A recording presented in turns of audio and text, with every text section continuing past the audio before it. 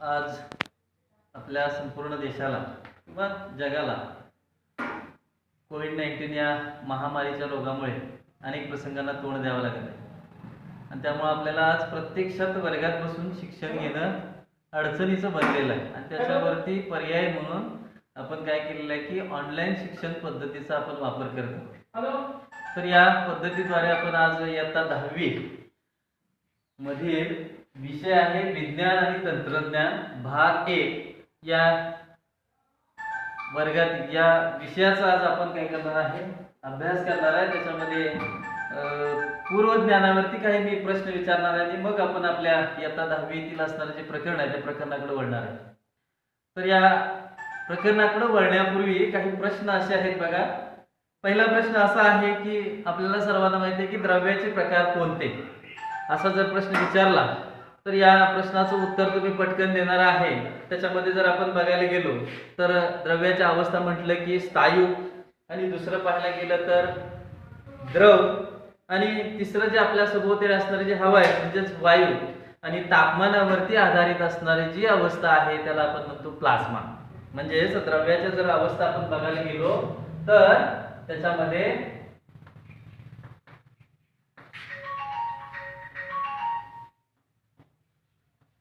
द्रव्याची अवस्था बघायला गेलो तर त्यातली पहिली आहे ती म्हणजे स्थायू, दुसरी अवस्था आहे द्रव, तिसरी अवस्था आहे सभोवताली असणारी आपली हवा म्हणजेच वायू, आणि तापमानावरती अवलंबून असणारी जी अवस्था आहे त्याला आपण म्हणतो प्लाझ्मा,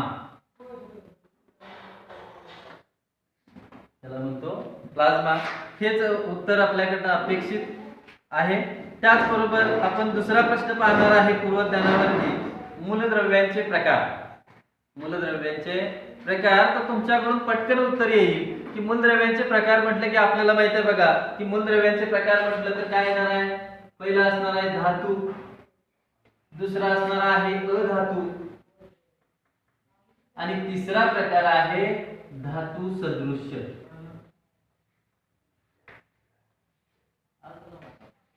बरोबर आहे। त्याच्यानंतर आणखीन एक प्रश्न आहे बघा, द्रव्याच्या लहानात लहान कणाला काय म्हणतात? जे द्रव्य बनलेलं आहे या द्रव्याच्या लहानात लहान कणाला आपण काय म्हणतो? तर तुम्ही पटकन उत्तर द्या। त्याला आपण म्हणतो अणू, म्हणजेच त्याला आपण ऍटम म्हणतो। काय म्हणतो? ऍटम। त्याचबरोबर आणखीन एक प्रश्न असा आहे की आपण पाहिलं बघा की मूलद्रव्य आणि संयुगे आपण शब्द ऐकलेले आहेत, मग नेमकं मूलद्रव्य आणि संयुगे यांच्यामधला फरक काय? तर या दोन्ही मधला फरक पाहत असताना आपण पहिल्यांदा पाहणार आहे की मूलद्रव्य म्हणजे काय। मूलद्रव्याच्या बाबतीत जर बघायला गेलं तर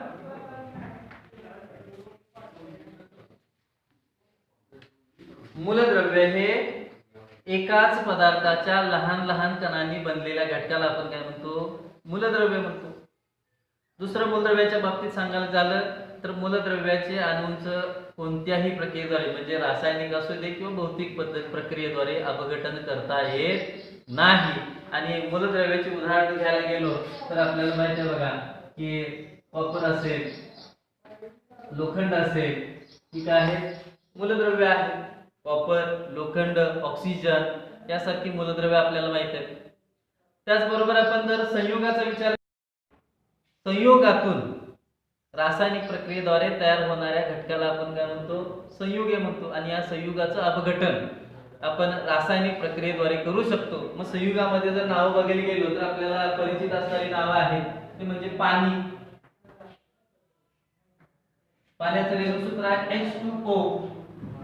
दुसरं आपण पाहूया मीठ, मिठाचं रेणूसूत्र आहे NaCl। याचं मात्र आपण काय करू शकतो? रासायनिक प्रक्रियेद्वारे अपघटन घडवू शकतो। आणि याच्यापासून आपल्याला दोन घटक म्हणजे याच्यामध्ये जर बघायला गेलं तर हायड्रोजन हे एक मूलद्रव्य मिळेल आणि दुसरं आहे ते म्हणजे ऑक्सिजन।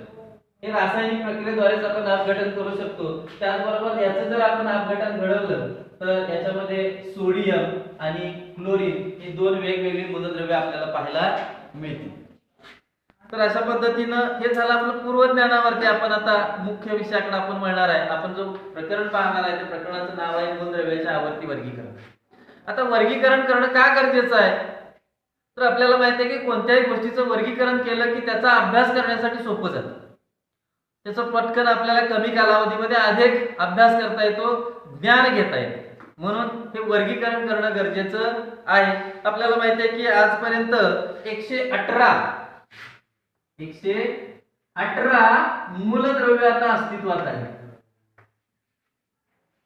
त्यापैकी 92 ही निसर्गात सापडलेले आहेत, उरलेली प्रयोगशाळेमध्ये तयार केलेले आहेत. म्हणजे अशी काही संयुग आहेत, त्या संयुगाचं अपघटन घडवून काही काय केलेले आहेत, मूलद्रव्य प्रयोगशाळेमध्ये तयार केलेली आहे.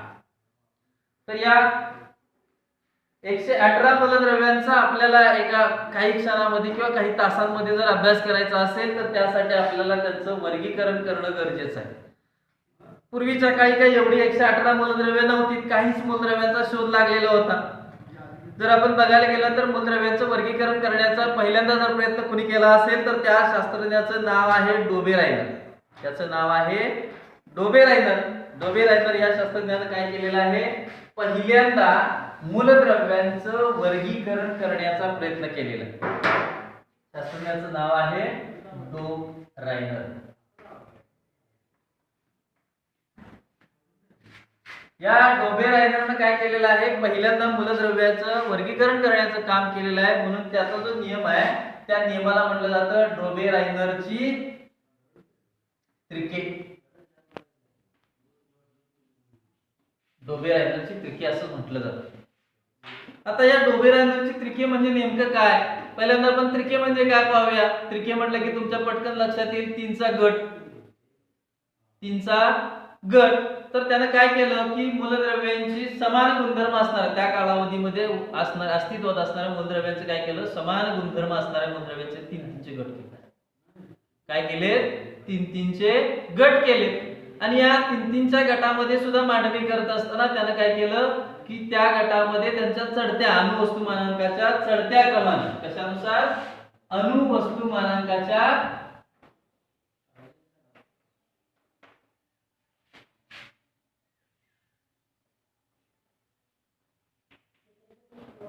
चढत्या क्रमाने मांडणी केली त्या 3-3 गटामध्ये. आणि ती मांडणी केल्यानंतर त्याच्या असं लक्षात आलं की अणुवस्तुमानांकाच्या चढत्या क्रमाने त्या त्रिकांमध्ये मांडणी केल्यानंतर त्याचं असं लक्षात आलं की पहिल्या आणि तिसऱ्या मूलद्रव्याची अणुवस्तुमानाची सरासरी ही मधल्या मूलद्रव्याच्या अणुवस्तुमाना एवढी असते. म्हणून डोबेरायनरच्या त्रिकाचा नियमच असा आहे की मधल्या मूलद्रव्याचे अणुवस्तुमान हे इतर दोन मूलद्रव्याच्या अणुवस्तुमानाच्या सरासरी बेरजेच्या सरासरी इतके असते. हा काय झाला, डोबेरायनरच्या त्रिकाचा नियम झाला. तो आपण उदाहरणाच्या सहाय्याने स्पष्ट करूया. बघा, त्याच्यामध्ये जर उदाहरण घ्यायला गेलं तर आपल्याला पहिलं उदाहरण दिलंय ते म्हणजे त्यानं जे त्रिक तयार केले ते लिथियम, सोडियम आणि पोटॅशियम. लिथियम, सोडियम आणि पोटॅशियम. जर लिथियमचा अणुवस्तुमानांक पाहिला तर 6.9. लिथियमचा अणुअंक किती आहे, अणुवस्तुमानांक 6.9. सोडियमचा 23 आहे. सोडियमचा किती आहे, 23 आहे. तर पोटॅशियमचा आहे 39.1. 39.1. आता याचं जर डोबेरायनरच्या त्रिकानुसार जर आपल्याला काय करायचं आहे, सांगायचं असेल तर बघा, डोबेरायनरनं काय सांगितलेलं आहे की मधल्या मूलद्रव्याचे, हा जो मधला मूलद्रव्य आहे या मधल्या मूलद्रव्याचं जे अणुवस्तुमान आहे त्या अणुवस्तुमानात एवढं काय होतं, इतर दोन मूलद्रव्यांच्या बेरजेची सरासरी. बघूया आपण. बघा, जर लिथियम घेतला तर लिथियम म्हणजे लिथियम प्लस जर आपण काय केलं पोटॅशियम केलं तर आणि त्याची सरासरी काढायला गेलो तर बघा, लिथियमचा अणुअंक आहे 6.9 आणि पोटॅशियमचा अणुअंक आहे 39.1. 39.1. आणि याची जर आपण काय केली सरासरी काढली तर ती येते 23. किती येते, 23 येते. म्हणजेच हे 23 अणुवस्तुमान कुणाचं आहे रे, सोडियमचं.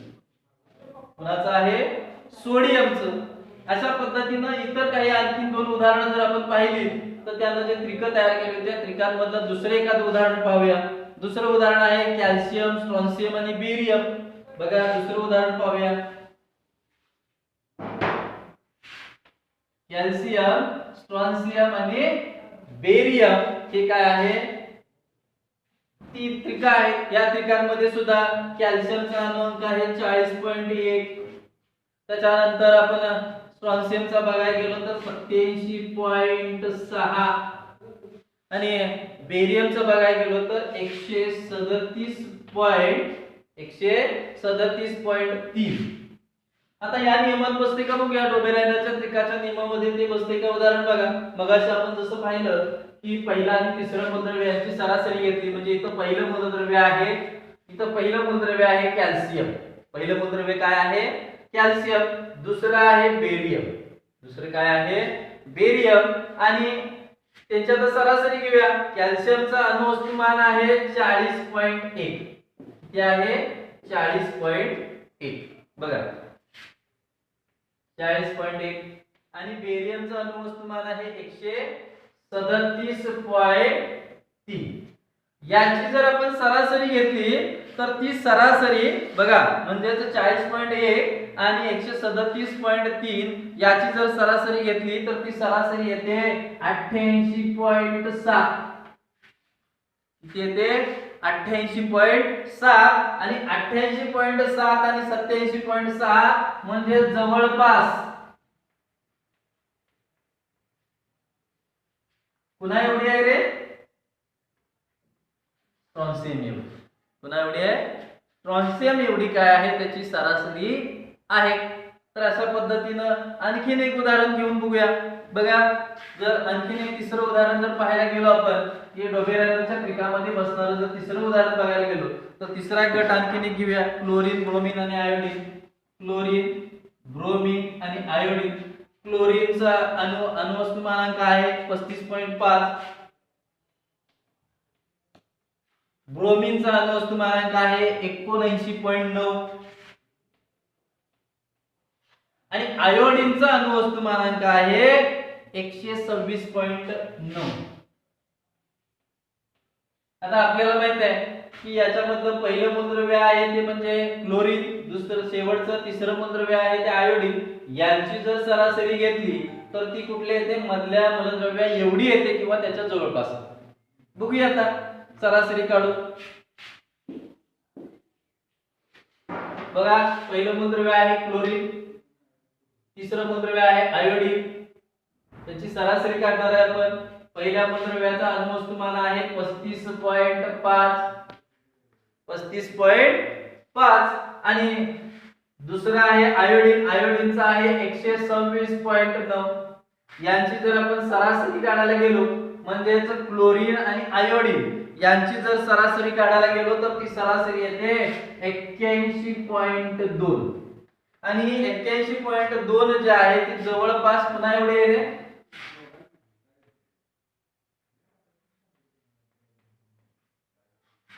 तर ब्रोमीन एवढे. जवळपास त्याचा अणुवस्तुमान पुन्हा एवढा आहे, ब्रोमीन एवढा आहे. आलं लक्षात. यालाच आपण काय म्हणतो, डोबेरायनरचा त्रिकाचा नियम म्हणतो. त्याने काय केलं होतं बघा, की डोबेरायनरच्या त्रिकांमध्ये त्यानं समान गुणधर्म असणाऱ्या मूलद्रव्यांचे 3-3चे गट केले आणि त्या 3-3च्या गटांना आपण त्रिके म्हणतो. आणि या त्रिकांमध्ये मांडणी करत असताना त्याच्या अणुवस्तुमानांकाच्या चढत्या क्रमाने मांडणी केली. म्हणजे 35.5, त्याच्यानंतर 79.9 आणि त्याच्यानंतर 126.9 अशा चढत्या क्रमाने मांडणी केली. आणि या मांडणी केल्यानंतर त्यांना असं सांगितलं की मधल्या मूलद्रव्याचे अणुवस्तुमान हे इतर दोन मूलद्रव्याच्या अणुवस्तुमानाच्या सरासरी इतकं असतं. हे डोबेरायनरने काय केलेलं आहे, आपल्या नियमामध्ये काय केलं होतं, सांगितलेलं आहे.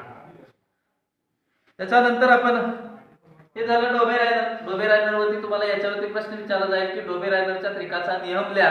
तर नियम लिहित असताना आपल्याला काय करावं लागेल, त्याचा नियम लिहावा लागेल आणि त्याच्यावरती आधारित एखादं उदाहरण तरी आपल्याला काय करावं लागेल, स्पष्ट करावं लागणार आहे. दुसऱ्या शास्त्रज्ञाकडे आपण जाणार आहे ज्याचं नाव आहे न्यूलँड्स. न्यूलँड्सने जो नियम मांडला होता तर न्यूलँड्सचा नियम आहे, न्यूलँडचा अष्टकाचा नियम आहे. दुसरा जो शास्त्रज्ञ आहे त्याचं नाव आहे न्यूलँड.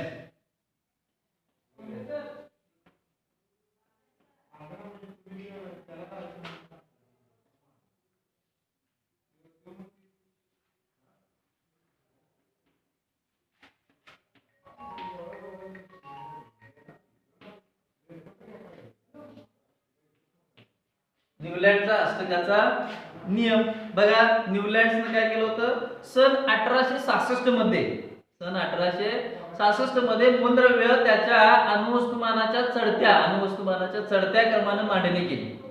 आणि मांडणी केली असता असं त्याला लक्षात आलं की पहिलं मूलद्रव्य आणि त्याच्यानंतर येणारं आठवं मूलद्रव्य या दोघांचे गुणधर्म सारखे. जर ती सारणी मी लिहायचं म्हटलं तर सारणी अशा आहे बघा.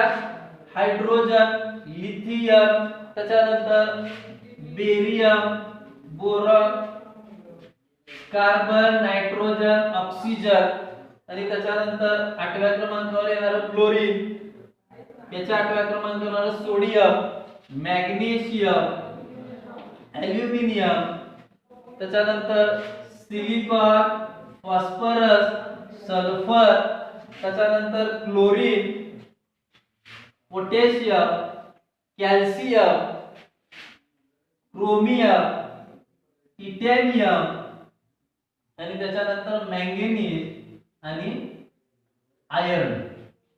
तर अशा पद्धतीने त्याने काय केलं चढत्या अणुवस्तुमानांकाच्या चढत्या क्रमाने काय केलेले मांडणी केलेली आहे. जर या अणुवस्तुमानांकाच्या चढत्या क्रमाने मांडणी केली असता याला जर 1 नंबर दिला तर त्याच्यानंतर येणारे जे 8वं मूलद्रव्य आहे म्हणजेच 1 2 3 4 5 6 7 आणि हे 8, हे 8 नंबरचं मूलद्रव्य आहे. या दोघांचे गुणधर्म सारखे. दुसरं बघूया आपण याच्यानंतर येणारं 8वं मूलद्रव्य म्हणजे क्लोरीन. या दोघांचे गुणधर्म सारखे आहेत. या दोघांचे गुणधर्म काय आहेत सारखे आहेत. त्याच्यानंतर आपण पाहणार आहे लिथियम. लिथियम नंतर येणारा 8वा आहे ते सोडियम.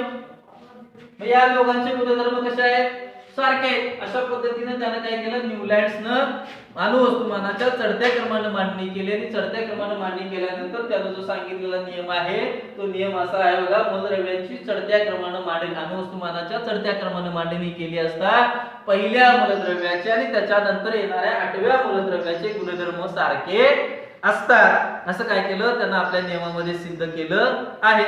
परंतु हे सिद्ध केलं असताना त्या असणारे जे मूलद्रव्य अस्तित्वात असणारे जे मूलद्रव्य आहेत त्या मूलद्रव्यांना सगळ्यांनाच हे काही लागू पडलं नाही. मग त्याच्यामध्ये काही त्रुटी आढळल्या. न्यूलँडच्या अष्टकामधल्या ज्या काही त्रुटी आहेत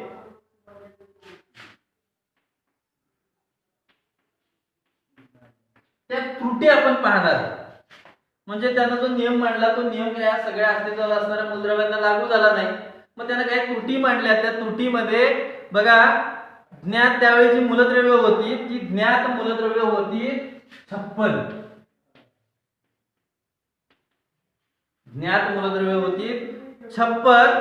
या 56 मूलद्रव्यापैकी फक्त कॅल्शियम पर्यंत बघा फक्त कॅल्शियम पर्यंतच हा नियम लागू होतो. त्याच्यानंतर नियम हा लागू होत नाही. म्हणून ज्ञात असलेल्या 56 मूलद्रव्यांपैकी कॅल्शियम पर्यंतच्या मूलद्रव्यांची त्याला मांडणी करता आली. त्याच्यानंतर म्हणजे ॲल्युमिनियम आणि क्रोमियमचे जर गुणधर्म बघायला गेलो तर ते सारखे नाहीत. किंवा जर आपण इथं बघितलं तर ऑक्सिजन आणि सल्फर हे अधातू आहे आणि त्यांच्या खाली 8व्या क्रमांकावर येणारा जो मूलद्रव्य आहे तो आयर्न आहे आणि हा धातू आहे. मग अशा पद्धतीनं त्याची जी मांडणी केली होती ती मांडणी फक्त काय झालं कॅल्शियम पर्यंतच्याच मूलद्रव्यांपर्यंत लागू झाली. त्याच्यानंतर येणारे जे मूलद्रव्य आहेत त्यांना मात्र तो नियम काय झाला नाही लागू झाला नाही. दुसरी त्रुटी आहे बघा की काही जागांवरती त्यानं काय केली 2-2 मूलद्रव्य बसवली. काही जागांवरती काय केली त्यानं 2-2 मूलद्रव्य बसवली. मग त्याच्यामध्ये कुठली मूलद्रव्य बघा कोबाल्ट आणि निकेल दोघांना एकाच ठिकाणी स्थान दिलं कारण दोघांचा अणुवस्तुमान सारखाच आहे. त्याच्यानंतर दुसरं दिले बघा दुसरं एक कोबाल्ट निकेल असेल. त्याच्यानंतर सीरियम आणि लॅन्थियम यांनाही सुद्धा काय केलं एकाच ठिकाणी स्थान दिलं. तर या काय आहेत न्यूलँडच्या अष्टकामधल्या काय आहेत काय त्रुटी आहेत. याच्यावरती सुद्धा आपल्याला प्रश्न विचारला जाऊ शकतो की न्यूलँडच्या अष्टकाचा नियम लिहा. तो सुद्धा आपल्याला उदाहरणासहित लिहिता आला तर अतिउत्तम आहे. त्याचबरोबर याच्यावरती आणखीन एक प्रश्न विचारला जातो तो म्हणजे न्यूलँडच्या अष्टकाच्या त्रुटी लिहा. हा 2 मार्कासाठी आपल्याला काय केला जाऊ शकतो प्रश्न विचारला जाऊ शकतो. तर अशा पद्धतीनं आज आपण बघा पहिल्यांदा पाहिलं की काही पूर्वज्ञानावरती प्रश्न पाहिलेत. त्याच्यानंतर आपण डोबे ह्याचं पाहिलं बघा, डोबे-रायनरची त्रिके पाहिली. डोबे-रायनरच्या त्रिकांमध्ये त्याचा नियम पाहिला आणि त्याच्यावरती आधारित कसा नियम लागू होतो तो सुद्धा पाहिला. त्याच्यानंतर दुसरा शास्त्रज्ञ आपण पाहिला न्यूलँड, आणि न्यूलँडचा अष्टकाचा नियम आपण पाहिला. तो सुद्धा कसा त्यानं लागू केलेला आहे किंवा कशा पद्धतीनं वर्गीकरण केलेलं आहे ते सुद्धा आपण काय केलेलं आहे, पाहिलेलं आहे. त्याच्यामध्ये सुद्धा काही त्रुटी आहे, त्यामुळे तो नियम आपण पुढे काय करू शकत नाही, वापरू शकत नाही. त्यामुळं त्याच्या त्रुटी दूर करून पुढचा नवीन काय करणार आहे, वर्गीकरण आपण पाहणार आहे. ठीक आहे. तर आजच्या दिवसापुरतं आपल्याला किंवा आजच्या तासासाठी हा या दोन शास्त्रज्ञांचा अभ्यास आपण आज केलेला आहे. याच्यावरती आपल्याला बोर्डाच्या परीक्षेमध्ये विचारले जाणारे जे प्रश्न आहेत त्या प्रश्नांमध्ये पहिला जो आपण शास्त्रज्ञ पाहिला त्या पहिल्या शास्त्रज्ञाचं नाव आहे डोबे-रायनर. त्या डोबे-रायनरच्या त्रिकाचा नियम लिहा असा प्रश्न विचारला जाऊ शकतो. आणि दुसरा जो आपण पाहिलेला शास्त्रज्ञ न्यूलँडच्या अष्टकाचा नियम, तर त्याच्यावरती सुद्धा आपल्याला प्रश्न विचारला जाऊ शकतो की न्यूलँडच्या अष्टकाचा नियम लिहा, किंवा दुसरा त्याच्यावरती आधारित प्रश्न विचारला जातो न्यूलँडच्या अष्टकाच्या त्रुटी लिहा. तर हे जे नियम आहेत आणि त्रुटी तुम्ही काय करायचं आहे, आजचं हे ऑनलाईन लेक्चर पाहिल्यानंतर ते नियम आणि त्रुटी काय करायच्या आहेत वहीमध्ये लिहून काढायच्या